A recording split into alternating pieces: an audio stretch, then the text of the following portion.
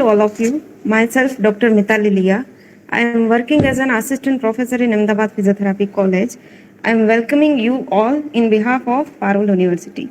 Today, I am happy to introduce you a resource person, Dr. Bhumika Brahmbhatt, who is going to conduct a webinar on normal versus abnormal gait patterns. She is currently working as a licensed physical therapist in USA. She has 15 years of experience in field of physiotherapy, including academic, clinical, and research. She has taught and trained numbers of physiotherapy students successfully, and yes, fortunately, I am one of her students. She was appreciated by Best Teacher Award in Physiotherapy by PU in 2015. She has exceptional patient service skill and clinical expertise. Moreover, her research work has been published in many national as well as international journals, and she has contributed as a journal reviewer too. Her paper and poster has been selected to present in World Physiotherapy Congress in 2021. She carries excellent interpersonal skills as well as superior work ethics. She is highly motivated and deeply committed to her work. In short, she is a pack of knowledge for today's webinar. Now I am request you, Dr. Bhumika Brahmbhatt, to share her knowledge with us. Yes, ma'am. Good morning, everyone. Hope you all are doing well. Thank you, Dr. Mitali, for such a lovely introduction. It is a proud moment for me to be introduced by my own and intelligent student, Dr. Mitali. And thank you, ma'am. I'm also thankful to Dr. Gaurav Patel and Parul University for organizing this webinar. So I'm good to go? Yes, ma'am. Okay. So good morning, everyone again. I am Dr. Bhumika Brahmbhatt, and I am presenting to you all normal versus abnormal gait patterns. So let's begin. So before I start, I want to say something. For better understanding, keep walking when I'm talking. Feel the muscles, feel the movements, practice your gait till it gets perfect. I want all of you to get up and walk around during this session. Understand each and every segment, understand the muscle work and the movements of your legs. Understand the movements of your trunk, how the normal walking takes place. Once you understand the normal walking pattern, definitely you will be able to identify the abnormal one. So please get ready, get up and just walk around as and when needed. These are my objectives of today's session.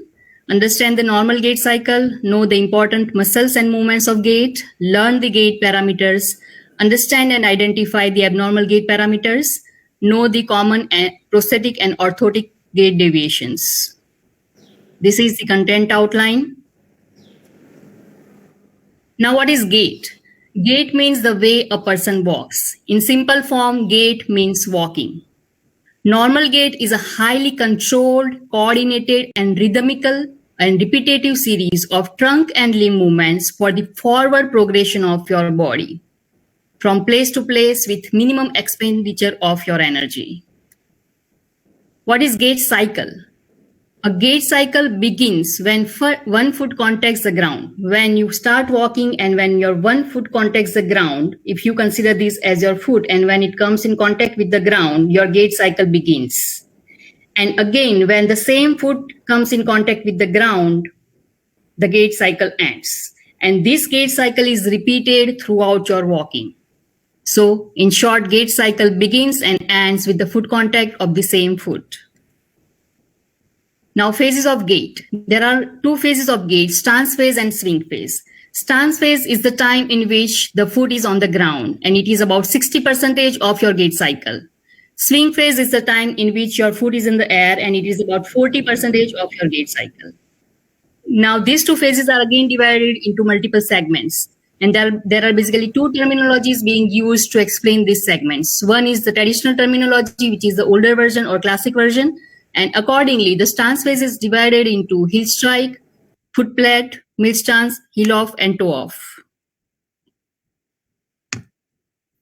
Okay, these are the segments of traditional terminology. And the swing phase is divided into acceleration, mid swing, and deceleration. The newer and the modern terminology is Rancolos Amigos system. It is the preferred one, and accordingly, the stance phase is divided into initial contact, loading response, mid stance, terminal stance, and pre-swing, while the swing phase is divided into initial swing, mid swing, and terminal swing. let's understand the entire gait cycle. This is the image showing the gait cycle. As I said you before, gait cycle starts with the heel contact or initial contact. This is the heel strike of one foot. Then the entire stance phase takes place, followed by the swing phase, and again the same limb comes in contact with the ground. This completes one gait cycle. So in one gait cycle, there is a stance phase and there is a swing phase. 60% of stance phase and swing phase about 40%. In stance phase, your limb is in contact with the ground. In swing phase, your limb is in the air. Now, stance phase has multiple segments: heel strike or initial contact when your foot comes in contact with the ground. Then the loading response when your foot starts taking weight of your entire body. Then the mid stance where your entire body weight is there on your one limb, only single limb. Then the terminal stance when your weight is shifted towards your toes. And pre-swing is the last phase of stance phase where your body is ready to go in swing phase or your limb is ready to go in swing phase. Initial swing, mid swing, and terminal swing where your limb moves forward in the air. Okay, so this is the gait cycle and these are the segments of gait cycle. Now there are different support phases. The single support phase is the phase when only one limb is in contact with the ground. Initial double support phase is the phase when both the limbs are in contact with the ground, but initially. Terminal double support phase is a phase again when both the limbs are in the contact with the ground at the end of phase, end of stance phase. And total double support phase is the combination of these two, initial and terminal double support phase. Let me explain.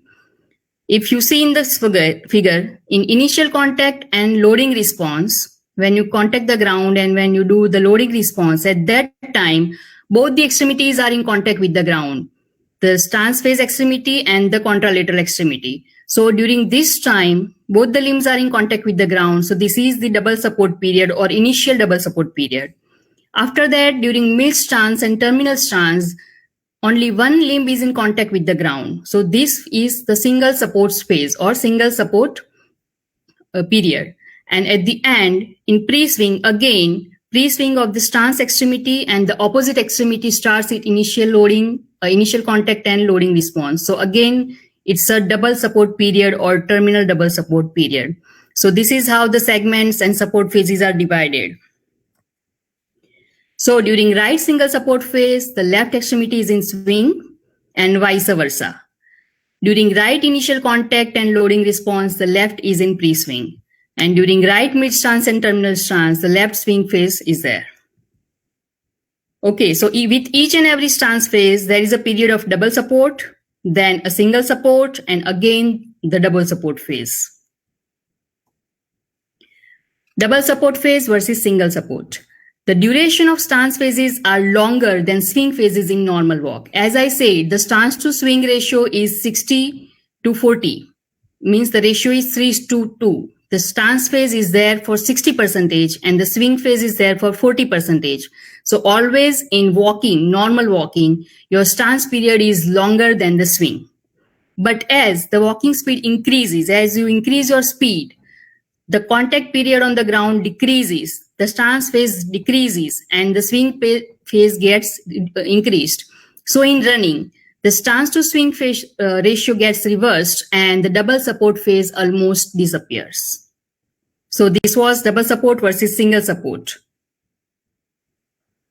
Hope you understand this gait cycle. You remember all the phases, stance phase, swing phase, and the segments and how they are divided. Now there are different gait parameters to measure the gait asymmetries. First, the spatial parameters of gait. To measure gait asymmetries related to distance, the parameters which measures the distance. It includes step length, stride length, step width, foot progression angle, or degree of toe out. Let me explain each and every one. So what is step length? It is the distance between the heel contact point of one foot and that of the other foot. And on an average, it is around 72 centimeter in average adults, but it can vary as per your age, gender, race, height, etc. If you see this figure, the heel strike of left foot followed by the heel strike of right foot. This distance from left to right gives you the right step length. From right heel strike to left heel strike, this distance gives you the left step length. Okay, so it is a distance between left to right, right to left. Step. One step. The distance between one step. It is your step length. What is stride length? It is the distance between the successive heel contact points of the same foot. Successive heel contact of the same foot. If you see the heel strike of left, again heel strike of left, the next heel strike of left. This distance is called as stride length of left side, left stride length. If you measure for right heel contact to again next right heel contact, this gives you the right stride length. So understood the difference between step length and stride length? Stride length is the entire stride. Stride means a gait cycle. Initial contact followed by initial contact of the same foot. This is your one stride and the distance between this is stride length. The next, and it is about 144 centimeters, double of the step length if it is normal. But again, these values can vary as per the age, gender, height, race, etc. Now step width. It is the distance between lines through the midline of the two heels, and normal stride width for adults is about 2 to 4 inches. If you see a midline passing through the heel of the left and a midline passing through the heel of the right, this distance gives you step width. And normally it is about 2 to 4 inches. And the last spatial parameter is foot progression angle or degree of toe out. It is about 7 degrees normally, but it can vary from 0 to 20 degrees. And it is the angle made by a line passing through the midline of heel and a line passing through the midline of heel to second metatarsal. This angle makes foot progression angle, or you can say degree of toe out. Normally, when we walk, our feet remain slightly externally rotated, slightly. And this angle is called as degree of toe out. And normally it is around 7 degrees. So these are the spatial parameters, the step length, the stride length, the foot progression angle, and the step width. Step length, distance between a step, left to right. Stride length, distance between left to left or right to right. And step width is the width between the steps. And degree of toe out, the amount of your foot remaining out. That is about 7 degrees. Normally can vary from 0 to 20 degrees. So these are the normal parameters. If you find any abnormality in these parameters, any significant abnormality, then it can lead to abnormal gait pattern. Now, after spatial parameters were related to distance. Now the temporal parameters, which are related to time. You need to calculate the stride duration, step duration, stance and swing time, single and double support time, cadence, and speed. What is stride duration? It is the amount of time required to finish one stride. One stride means one gait cycle. Normally, it is around 1 second, but it can vary around 1 to 1.5 to 6 seconds. Here I am considering it as 1 second. What is step duration? The amount of time spent during a single step. When you take a single step, so it would be half of this. Stride duration karta, step duration would be half of it. So 1 second of stride duration would lead to 0.5 second of step duration. What is stance time? It is the amount of time spent on the stance phase. How much stance phase was there? 60% of gait cycle. So how much duration it would be? 0.6 second. If I consider gait cycle as 1 second. What is swing time? It is the amount of time for a swing phase. What was the percentage of swing phase? 40%. So accordingly, 0.4 second per gait cycle. So these are the normal on an average values of temporal parameters. Then comes the single limb support time. It is the amount of time spent on single extremity. Double limb support time. It is the amount of time spent on both the extremities. Your single limb support period and double limb support period. What is cadence? The rate at which we walk, the speed or the rate. The average cadence is 100 to 115 steps per minute. We normally walk around 100 to 115 steps per minute. It varies from 80 to 120. But if there is any significant increase or decrease in this range, it shows us some gait abnormalities. So if you want to count the cadence, it is the number of steps per time. Normally we take 100 to 115 steps per minute. Now what is walking speed or velocity? It is the distance walked per time. The average speed is about 2 to 3 miles per hour. So these were all the spatial and temporal parameters. Hope you understand all. I am just repeating it once.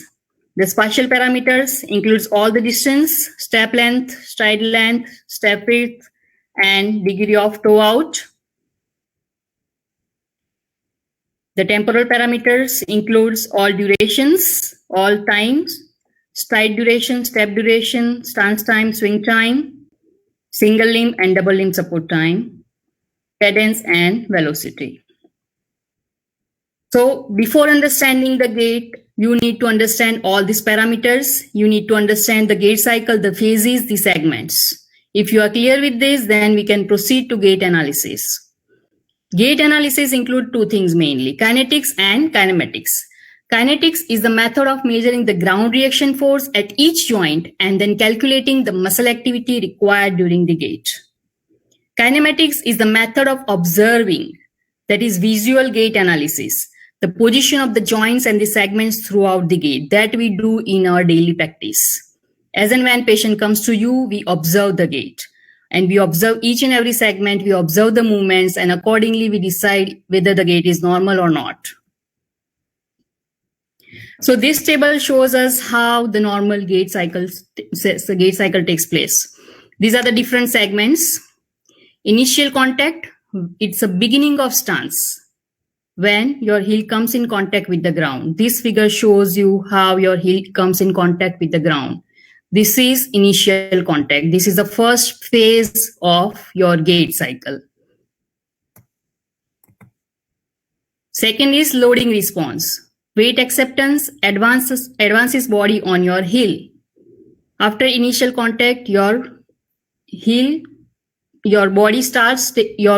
weight is getting on your heel during the loading response. Then comes your mid stance. Now your entire body weight is there on your single extremity. Then comes the terminal stance, where your body moves towards your toes. Your body moves towards your toes. So from heel to foot to entire body weight on your foot, now on your toes. And the last segment of stance phase is pre-swing. It prepares for the swing phase. Then comes your initial swing. Here your foot is off the ground. The foot clearance is very important here. Then comes your mid swing, which advances your limb, and terminal swing again advances your limb and prepares your limb for the stance phase. So from initial to early, mid and terminal swing. Then again your stance phase starts. So these are the different segments. Now you know the double and single limb support period. When double limb support period is there, when single limb support period is there. Now what is the position of your hip during each and every segment? To simply remember, just follow this. During initial contact, your hip is around 30 degrees of flexion. Your hip is in around 30 degrees of flexion and it remains flexed in loading response too. Then it starts extending during mid stance, terminal stance, and again it starts flexing during the swing, and till terminal swing it reaches to 30 degrees of flexion. So there is one arc of movement, flexion, extension, and again flexion. You can see it in this image. Flexion, flexion, then it goes into extension, extension, again into flexion till it reaches to 30 degrees of flexion in terminal swing. Your knee. Your knee is extended during the initial contact or it is slightly flexed around 5 degrees. Then during loading response, it gets flexed little bit 5 to 15 degrees. Again in mid stance, it gets extended. It gets extended in terminal and then it gets starting in flexion. In pre-swing, it flexes around 30 to 40 degrees and maximum flexion of knee happens during the initial swing for the foot clearance.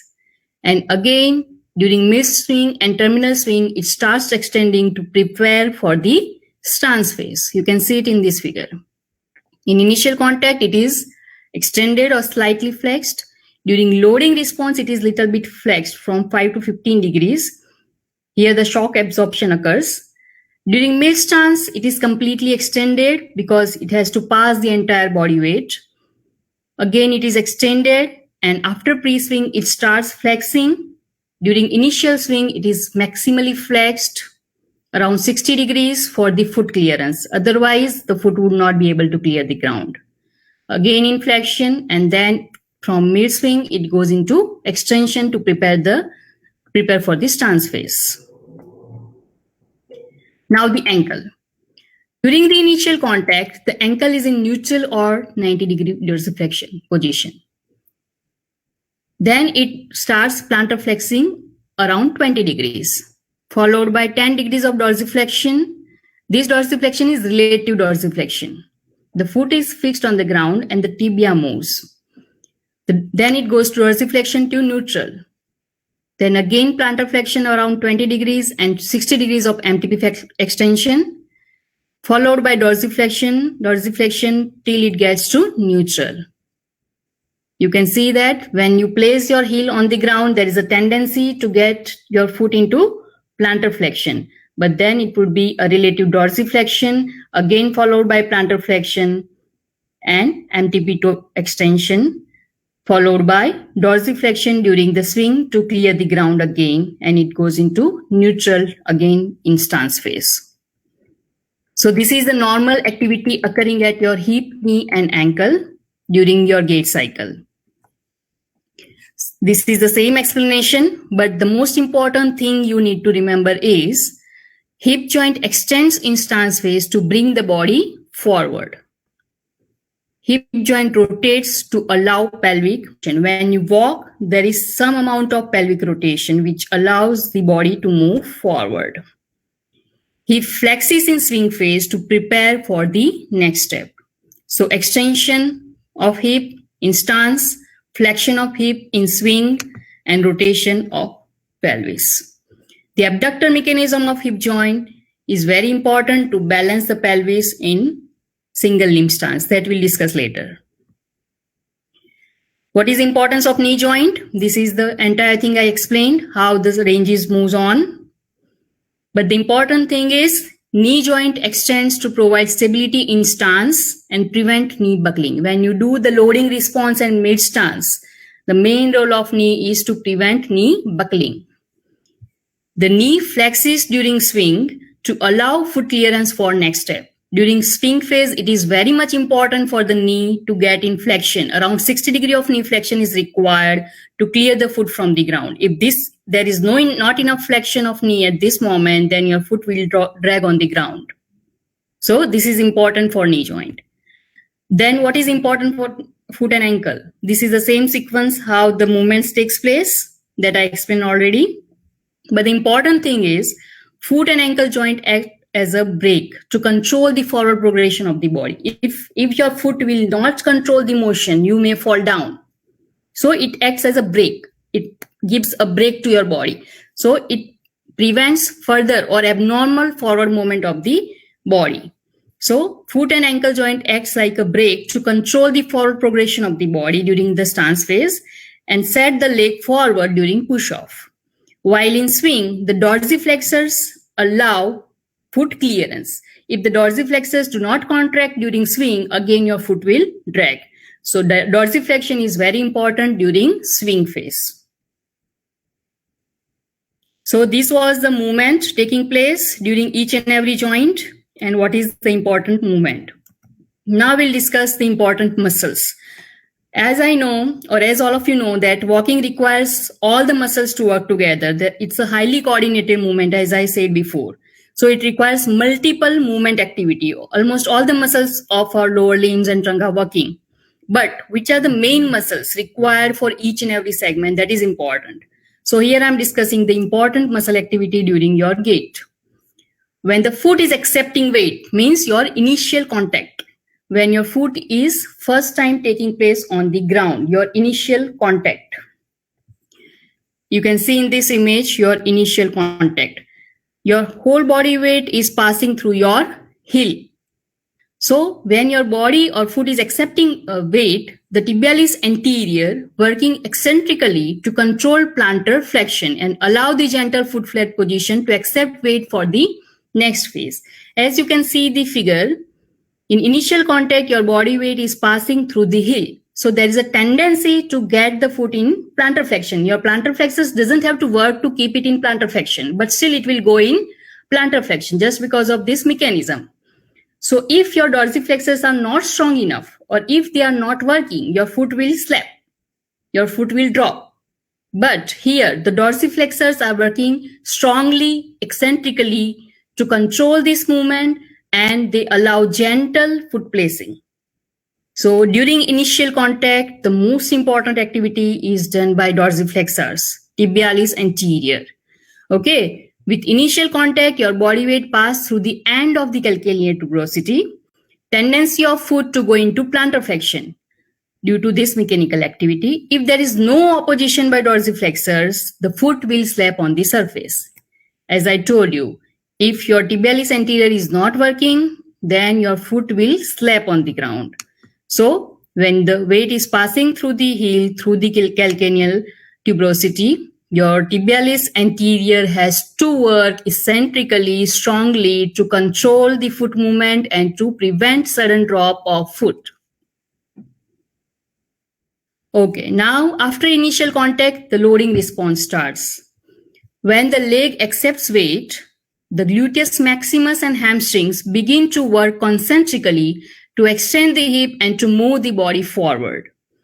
Now, to move the body forward from initial contact to loading response, main muscle work is by gluteus maximus and hamstring. So these muscles are also called as motor of walking.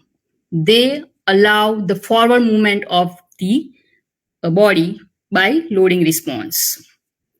Now in early stance, the knee is slightly flexed. The knee is slightly flexed as it accepts weight, and it is stabilized by eccentric contraction of quadriceps, along with hip extensors and gastrosoleus or calf muscles. So here the eccentric activity of quadriceps to maintain the knee stabilization, along with hip extensors and calf muscles. Now during mid stance or during stance phase, if you see from coronal side or coronal plane, the pelvis is stabilized by which muscles? Hip abductors and hip adductors. Both are working simultaneously to maintain the pelvis in neutral position. Okay, what happens if these hip abductors are not strong enough? If you take weight on one limb, for example, here on the left extremity, if your entire body weight is on your left side, normally when you take weight on the left, the right pelvis goes up. But if your left hip abductors are not strong enough to take the body weight, the pelvis of opposite side will droop. There would be drooping of pelvis on the opposite side. So if my left hip abductors are not strong enough, my pelvis would droop on the right side. Here it is shown in the figure. This weak hip abductors will lead to opposite pelvis drop. And if this pelvis drops, to compensate this drooping of pelvis, the trunk would lean on the affected side, as shown in this figure. Here it would be drooping of pelvis. So to compensate, there would be lateral leaning of trunk on the affected side to keep the line of gravity onto the stance. Okay, so this sign is called as Trendelenburg sign. This is a very important thing to remember.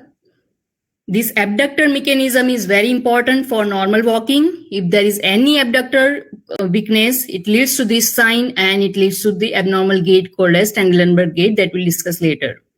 Okay, so remember this point. When you are in stance, hip abductors has to work strongly. If your hip abductors are not weak, are not strong, then there would be drooping of pelvis on the opposite side, and to compensate that, there would be lateral trunk leaning on the affected side.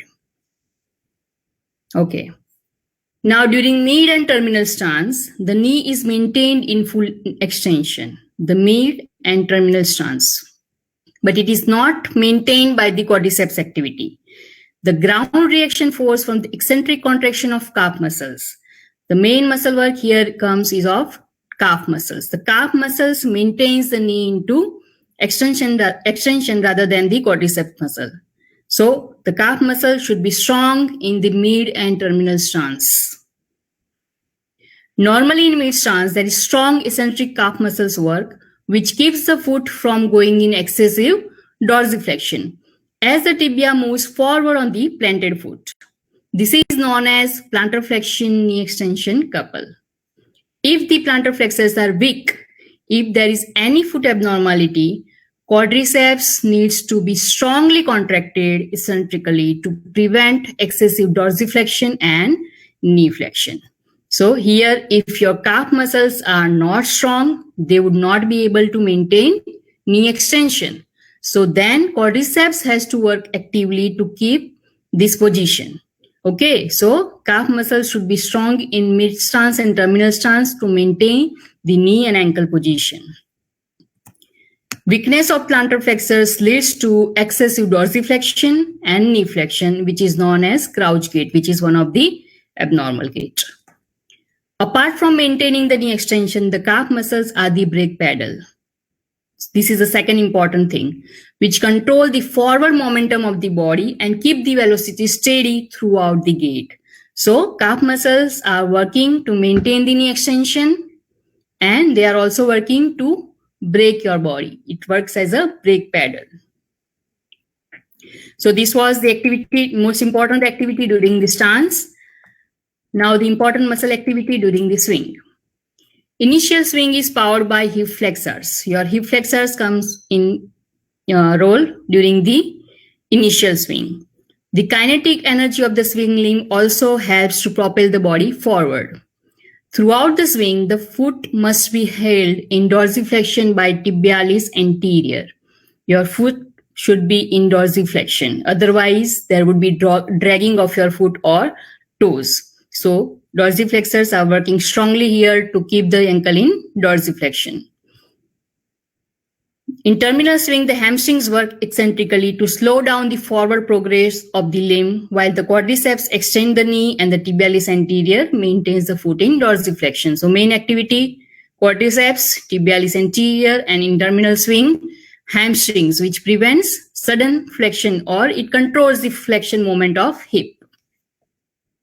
So hope you understand the muscle activity or main muscle activity during the gait cycle. Let me repeat it once. In initial contact, the main role is of tibialis anterior, which prevents sudden foot drop. Then comes the role of gluteus maximus and hamstrings along with tibialis anterior to take the load of the body. Then in mid stance, gluteus maximus along with calf and some quadriceps activity. During mid stance, maximum activity of gluteal and calf. This is early stance, this is a mid stance.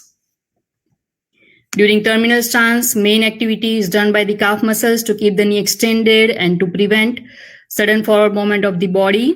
And during swing, again the role of quadriceps along with tibialis anterior, and in terminal swing, hamstrings. So this was the most important activity during the gait cycle. If any of these muscles are getting weak or getting tight or getting in contracture, or is there any nerve injury to these muscles, then it leads to abnormal gait pattern. Okay, so that was the normal gait. I hope you understand the normal gait. Now we'll discuss the abnormal gait patterns. So when the abnormal gait takes place, when a person is not able to walk in the usual way, it is called as abnormal gait. As I said, normal gait cycle is the cycle which is being repeated with the normal parameters. But if there is any abnormality, there would be change in step length, there would be change in stride length or step width or stance time, swing time, or any parameter. To walk normally, many factors are working together. For example, your strength, your coordination, your balance, your range of motion, your higher functions, your brain is controlling, your cerebrum, your cerebellum, everything matters. So gait is a multiple factor thing. Like, multiple factors are required to have a normal walking pattern. So if there is any abnormality in these factors or in any system, then it can lead to abnormal gait. The common causes are injuries, any underlying condition like rheumatoid arthritis, osteoarthritis, gout, sciatica, any congenital abnormalities like clubfoot, flat foot, any muscle weakness, any muscle tightness.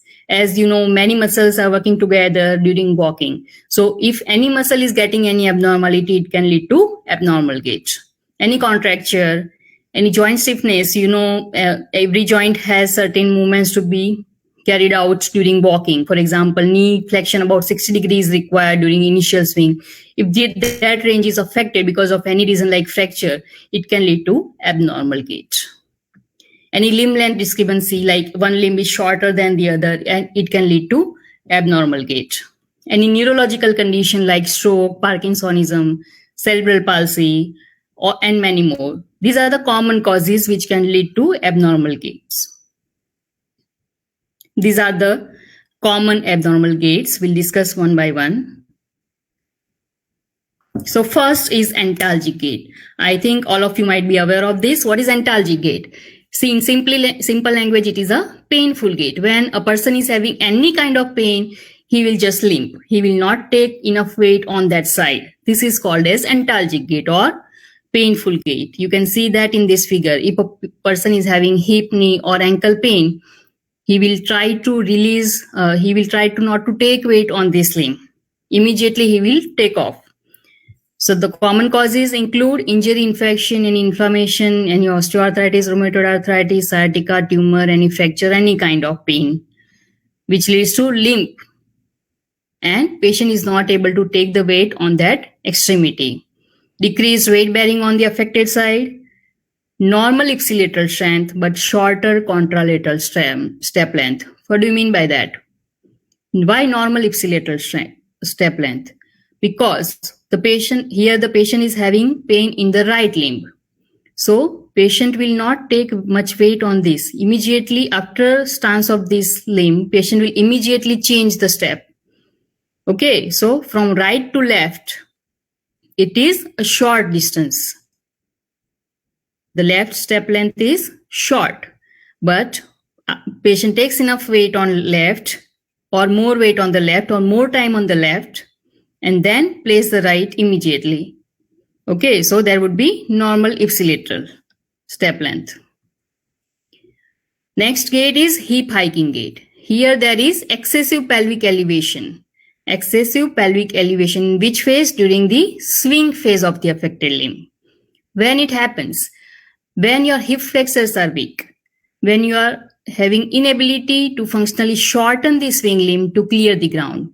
As I told you, to clear the ground, you require enough hip knee flexion along with dorsiflexion. If any of these movements are not happening, patient needs to compensate. So hip hiking is commonly occurring with hip flexor weakness. So patient does pelvic elevation during the swing phase of the gait to clear the ground. Next is gluteus maximus gait or posterior trunk lean or lordotic gait. Now you know what is the action of gluteus maximus. It extends the hip. If it is weak, what happens to the pelvis? It goes into the anterior pelvic tilt. Anterior pelvic tilt leads to increased lumbar lordosis. Okay, so when the gluteus maximus or hip extensors are weak, there is backward leaning of trunk on initial contact of the affected foot. When the foot comes in contact with the ground, but your hip extensors are not strong enough, there would be backward leaning of trunk to maintain the COG on the base of support. Okay, to keep the hip extended and to keep the COG over the supporting limb. Because of the hip extensor weakness, this gait happens. Okay. And the characteristics include increased lumbar lordosis, backward leaning of trunk, and there is a extension moment by leaning backward. Then there is Trendelenburg gait. Let me go straight to the figure. I explained you this before also. Again, I am explaining. When there is hip abductor weakness on the supported limb, the limb which is bearing weight. Okay, so when there is hip abductor weakness on the supported side, there would be drooping of pelvis on the unsupported side. Okay, and to compensate this drooping, there would be leaning of trunk on the affected side. This sign is called as Trendelenburg sign, and this gait is called as Trendelenburg gait. If your hip abductors of both the sides are weak, it happens bilaterally. Drooping of pelvis, lateral trunk lean, drooping of pelvis, lateral trunk lean. So alternate drooping of pelvis, alternate lateral trunk leaning, and this gait is called as bilateral Trendelenburg gait or waddling gait.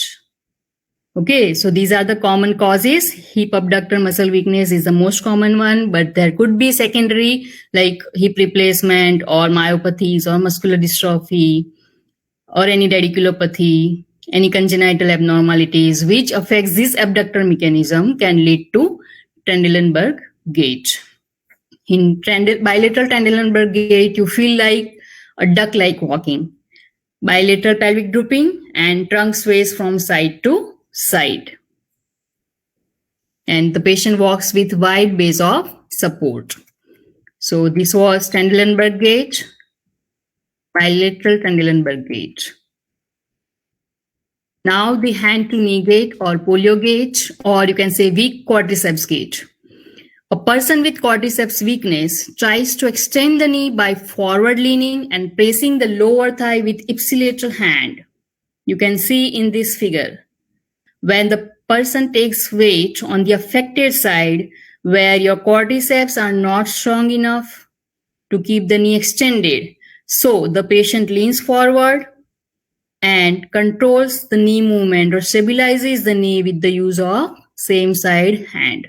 This is called as hand to knee gait, commonly seen in polio patients.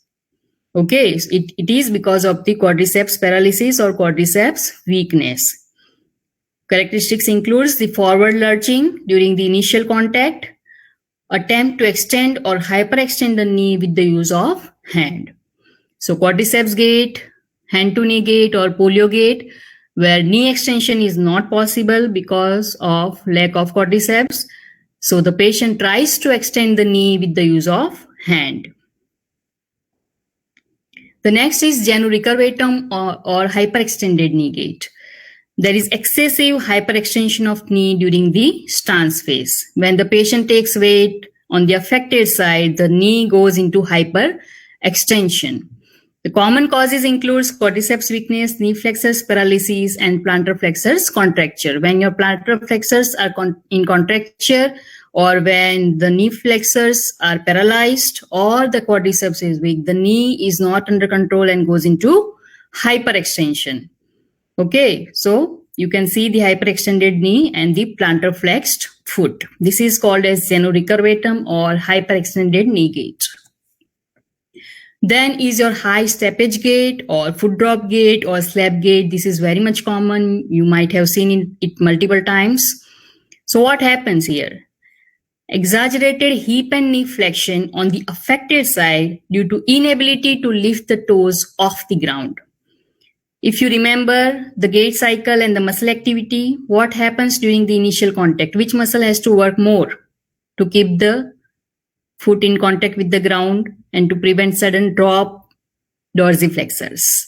So if your dorsiflexors are not strong or weak, or if there is any injury or they are paralyzed, then during initial contact, instead of proper foot drop, gentle foot drop, there would be sudden foot drop, and patient would not be able to control it. So there is increased hip and knee flexion to prevent dragging of foot. Patient will flex the hip and knee to clear the ground. Okay, the exaggerated hip and knee flexion would compensate because of the weak dorsiflexors. And these are the common causes. And this gait is called as foot drop gait or high steppage gait because the patient is flexing the hip and knee very high than the normal to prevent sudden foot drop or foot slap or foot dragging. Okay, here you can see that if your dorsiflexors are not strong, then there would be foot dragging or toe dragging. So the patient would flex the hip and knee as much as possible and keep the foot up. The next is calcaneal gait, walking on heels. When their ankle plantar flexors are paralyzed, or in case of polio or any other neurological condition, there is lack of plantar flexion, patient walks on the heel, and because of that, there is widening of heel, and there would be outward foot rotation during the stance phase. When the patient is taking weight, there would be some outward rotation of the foot. The next is toe-in gait.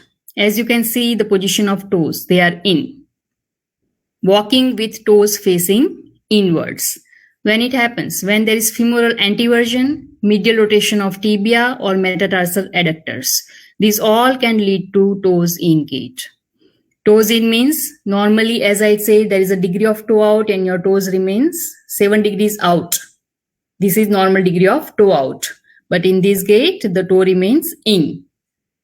So there is negative foot progression angle or degree of toe out. As we discussed, it should be around 7 degrees, but it varies from 0 to 20. But if it is less than 0, you can see here the angle passing through the second metatarsal and the angle of line of progression of the walking. So this angle, if less than 0, it leads to toe in gait, where there is excessive tibial medial rotation and feet adduction. Then excessive toe out gait. Walking with toes facing excessively outward. Normally there is degree of toe out which is around 7 degrees. But if it is more than that, then it is abnormal. The common causes include femoral retroversion and lateral tibial torsion. The common characteristics include toes out excessively and the positive FPA, that is foot progression angle, and it is more than 20 degrees. Okay, so this is excessive toe out gait. Then toe walking. Patient walks on the toes. Walking on toes, inability to contact the heel on the ground. Causes include plantar flexors contracture, congenital deformity like equinus, cerebral palsy, muscular dystrophy, and the characteristics include excessive plantar flexion and absent dorsiflexion. That is toe walking. Now we are going through the neurological gait, the hemiplegic gait or spastic gait or circumduction gait. When the patient is paralyzed or having hemiplegia or stroke, one side of the body gets affected. The impaired natural swing at the hip and knee with leg circumduction is called as hemiplegic gait. Here, because of the hip and knee extensor spasticity, the ankle plantar flexor spasticity, the patient would not be able to clear the ground during the swing. As I said you before, it requires a hip flexion, knee flexion, and ankle dorsiflexion to clear the ground normally. So, with stroke, the patient is not able to do that. So, to clear the ground, the patient would circumduct, would make a semicircle, would turn around with the lower limb. So, this gait is called as circumduction gait. And it is also associated with absent reciprocal arm swing with the stance of the opposite extremity. Circumduction can also happen even only your hip and knee is stiff when you are not able to flex them properly. Okay, so this gait is called as common hemiplegic gait or spastic gait or circumduction gait. And these are the common causes. Now next is Parkinsonian gait or fascinating gait or propulsive gait. It is seen in patients with Parkinsonism or Parkinson's disease. What is the meaning of it? It is a propulsive gait, small shuffling steps with difficulty in lifting the feet. Fascinating gait pattern, short rapid steps. Patient is not able to control the speed.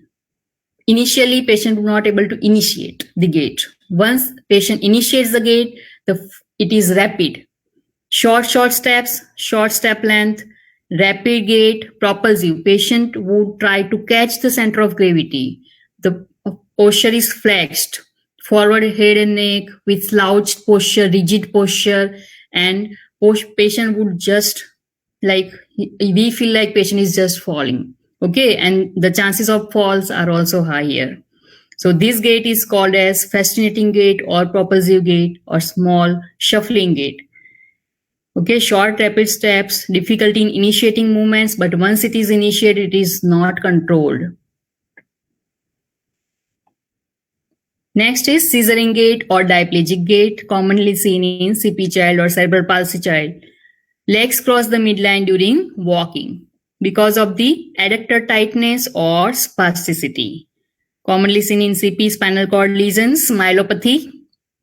Knees are stuck together, feet stuck on the floor and commonly associated with equinus, means your feet remains plantar flexed. But scissoring means when your limbs are crossing the midline.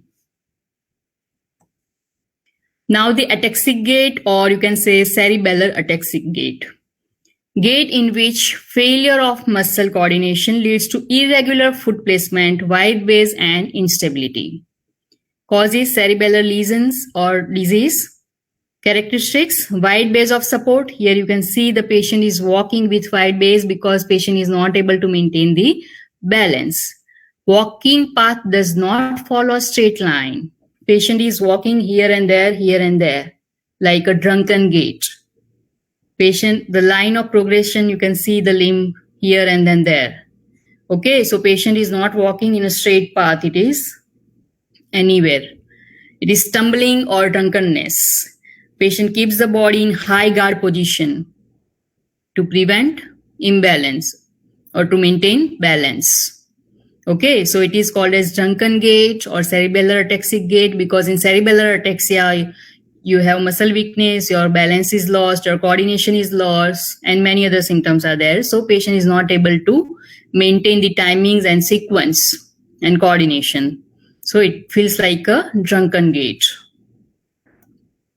Now sensory ataxic gait or stomping gait or high stamping gait. There is a difference between cerebellar ataxia and sensory ataxia. Just remember this. And there is a difference discussed before. See here. In high stamping gait or sensory ataxia gait, what happens? Very high lifting of leg with foot stamping. That is hard hitting. Patient would hit it hard. When patient would place the foot on the ground, patient will make sure that it makes noise like stamping so that patient feels that he walked. Because in sensory ataxia or in tabes dorsalis or any such condition, patient lost the proprioception. Patient is not able to feel the position. So patient would make the noise and feel that the foot is already placed on the ground, and then he would place the next foot. Okay, so patient would hear the placing of feet with every step. Patient would stamp it or stomp it because he is not having proprioception, he is not having the position sense. Patient is using auditory feedback. Patient is using hearing. He is placing, hearing, and he understands that now the foot is there on the place, put the next foot. Okay, so this is called as sensory gait or stomping gait or high stamping gait, and it is different from the cerebellar ataxic gait. And it is also different from the high steppage gait, which was there because of the dorsiflexor muscle weakness, where the patient is just flexing hip and knee higher than the normal and putting the foot down, and which prevents the foot dragging. Okay, and here patient makes a noise, which gives them the hearing feedback to keep the next step. Okay, so heavy heel strike, forceful knee extension, improper foot placement. Again, there is loss of coordination because of the ataxia. So these were the common abnormal gaits because of the anatomical causes. Now we will discuss the prosthetic gait deviation. I hope you all are aware of the prosthesis and how it works. So here are the common prosthetic gait deviations. The gait pattern of a person with amputation depends on the condition of the stump, the residual limbs, residual muscles, and the type and alignment of the prosthesis. So depending upon the type of prosthesis, the alignment of prosthesis, the muscles working to hold these prosthesis, the prosthetic gait deviation can take place. So there are basically two types of prosthetic gait deviations: transfemoral prosthetic gait deviation and transtibial prosthetic gait deviations. The first one is lateral trunk bending. Now you start recalling all the abnormal gait patterns which we discussed already with the anatomical causes, because they are almost related. Only the cause here would vary. There was anatomical cause. You can correlate it with the prosthetic cause. So start thinking when the lateral bending happens in anatomical abnormal gait. Okay. So you should come to know that when there is weak hip abductor, it leads to lateral trunk leaning. Okay, so the lateral trunk leaning occurs when the trunk bends towards the prosthetic side during stance. And the prosthetic cause include short prostheses, low lateral wall, and high medial wall. If the medial wall is high, if the lateral wall is low, patient would compensate by bending trunk laterally. Then excessive forward flexion. The trunk bends forward during the stance. When two short ambulatory aids are there, or hip flexion contracture or knee joint is unstable, patient flexes forward. Then increased lumbar lordosis. As we discussed before, if the glutei are weak, patient leads to lordotic posture. But here we are discussing the prosthetic cause. So inadequate support from the anterior and posterior walls of prosthesis can lead to this. Or if there is painful ischial tuberosity, ischial weight bearing of prosthesis, it can lead to increased lumbar lordosis. Then circumduction. Again, patient makes a semicircle on the prosthetic side during the swing. If the prosthesis is long, or if the locked knee is there, small socket, large socket, or inadequate suspension in the prosthesis can make the patient do circumduction to clear the ground. The abducted gait, it happens, the patient keeps the feet apart and keeps the limb abducted. It could happen because of the tight hip abductors or pain in the groin, or if you discuss the prosthetic cause, if long prosthesis is there, locked knee is there, if there is any medial wall discomfort or low lateral wall, it can lead to abducted gait. Then vaulting gait, this is important. Rising on the sound limb by sound limb. This is a sound limb. Rising on the sound limb by plantar flexing the sound foot to swing the prosthesis through. Okay, patient is rising on the sound side and making it in plantar flexion along with pelvis elevation on the prosthetic side. When there is too little knee flexion, or when the long prosthesis is there, or the suspension is not adequate, when the socket is too small, or when there is too much plantar flexion at prosthetic foot, it can lead to vaulting gait. Then high heel rise during early swing. If there is inadequate knee friction which do not control the knee flexion, and if there is too little knee extension aid, it can lead to high heel rise during the early swing. Then foot rotation. As foot contacts the ground, foot rotates laterally. As the foot contacts the ground, it rotates laterally. It could be because of the misaligned foot, or stiff heel cushion, or stiff plantar flexion bumper. Then foot slap, as we discussed, when the dorsiflexors are weak, it leads to sudden foot slap. Here also, if there is too soft heel cushion or too soft plantar flexion bumper, it leads to sudden slap of foot on the ground. Terminal swing impact, insufficient knee friction or too much tension in the extension aid or forceful hip flexion, fear of patient that the knee will buckle can lead to terminal swing impact. And medial and lateral whips during swing. The heel moves laterally or medially. It is called as medial whip or lateral whip, and it happens if the knee socket or knee bolt is rotated. If it is rotated laterally, the whip would be medial. If it is rotated medially, the whip would be lateral. Then uneven step length, it could happen because of any socket discomfort or poor alignment, or any painful short stump or hip flexion contracture or instability. Excessive knee flexion can happen if the socket is too far, if the plantar flexion bumper is too hard, or if the heel are high. Excessive dorsiflexion of prosthetic foot can also lead to excessive knee flexion during stance. Opposite to it is inadequate knee flexion, when the socket is aligned too posteriorly or the plantar flexion bumper is too soft or the heels are too low. It can lead to inadequate knee flexion during the stance. It's like feeling like walking uphill. And medial and lateral knee thrust, the knee moves medially or laterally during stance. It happens if the prosthetic foot is too medial or too lateral, or the socket is too large to control the knee movement.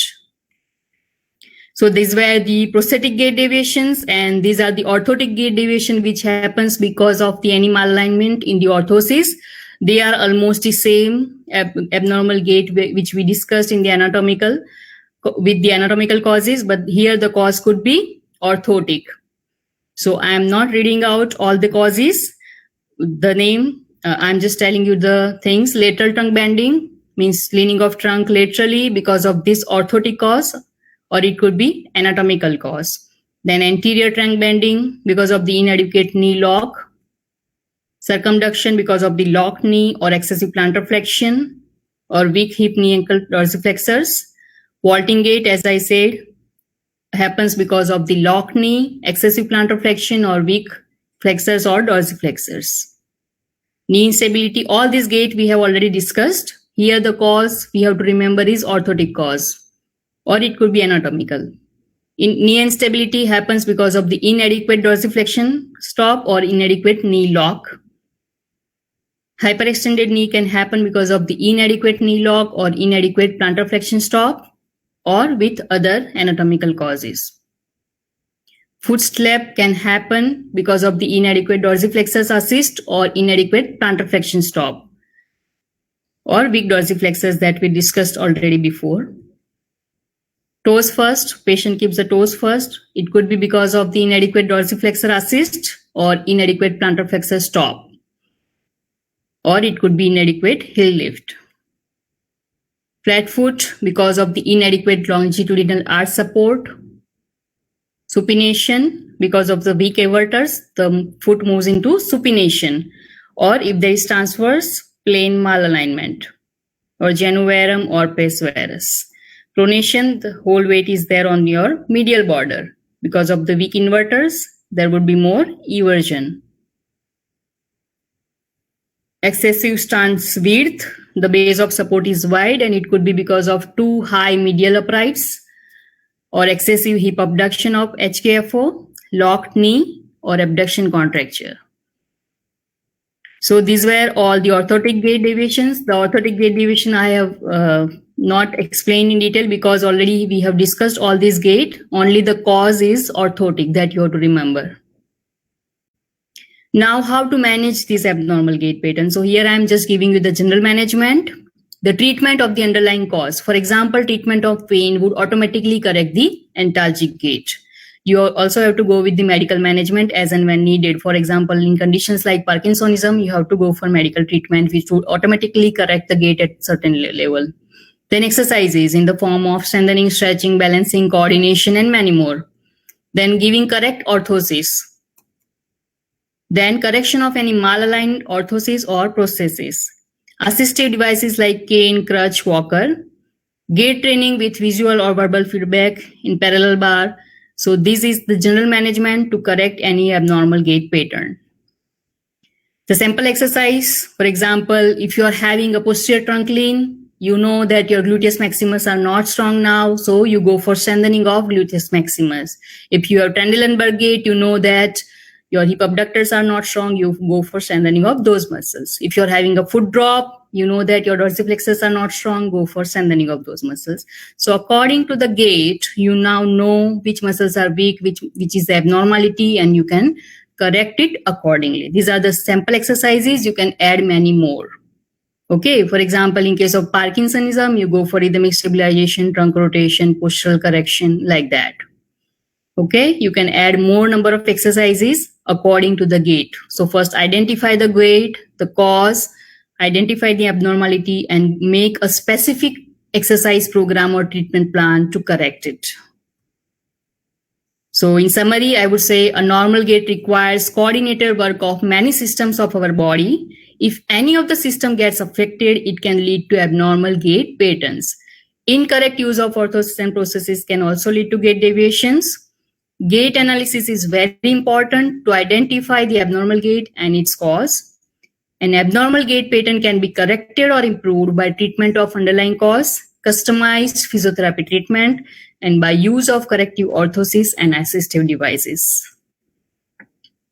I'm just giving you a quick review. These are the gait you should assess in stance and swing. These are the quick review again. Which muscle weakness leads to which abnormal gait? Like dorsiflexors weakness leads to high steppage gait. Plantar flexors weakness leads to crouch gait or calcaneal gait.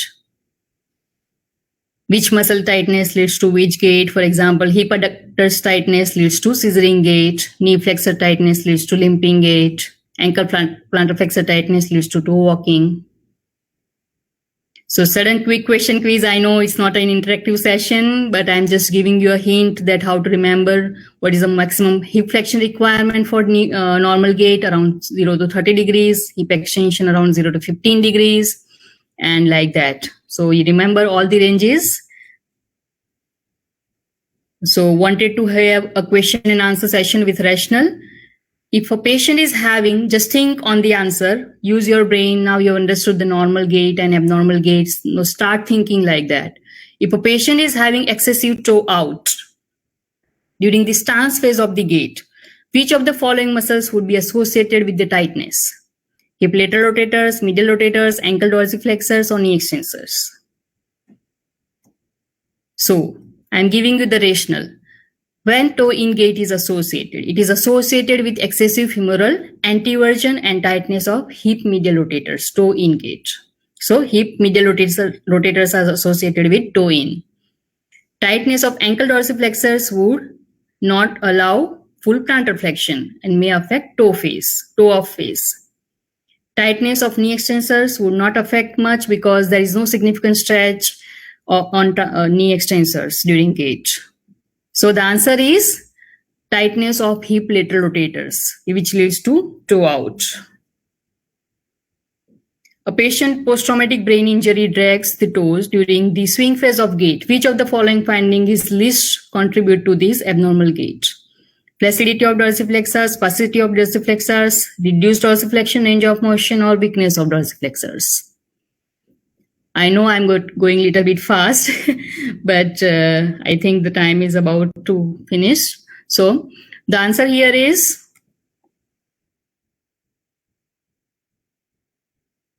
flaccidity, weakness of dorsiflexors, and reduced dorsiflexion can lead to dragging of toes during swing due to inability to dorsiflex the foot.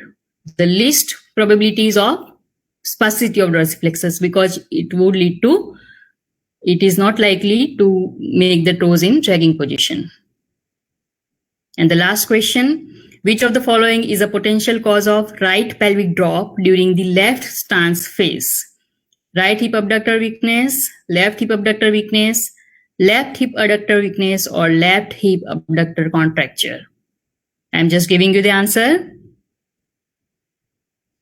Weakness of right hip abductors, weak left hip adductors, and left hip abductor contracture can lead to left pelvic drop. So here the answer is weakness of left hip abductors, which leads to right pelvis drop. So here, these questions are just to give you an example how to think when you are being asked. Just try thinking which muscles are weak or tight and which can lead to which abnormalities. Okay, so the message at the end, observe and learn the gait, observe one joint at a time and look at each segment. Understand the normal gait first, abnormal gait would be then easy to get. So if you see the people around you walking, it would be easier for you to understand normal walking and just make a habit, just look around, watch the people walking so that it would be easier for you to identify the normal first. Then automatically it would be your habit to identify the abnormal one. Hope you understood the part and hope you enjoyed the session. Thank you very much for your kind attention and thank you for listening me. Thank you very much, Parul University, Dr. Gaurav Patel and Dr. Mitali Lia for organizing this webinar. Thank you very much. Thanks a lot, Bhumika ma'am, for sharing your precious knowledge with us. I am sure all of you learn many new things, and all your concepts become more clear with this session. Ma'am, I hope so. ma'am, we hope you will encourage us and you will give more and more knowledge in further Yeah, time. sure. Sure. At My last, pleasure. thanks to everyone being a part of this informative session. Thank you so much. Thank you, everyone.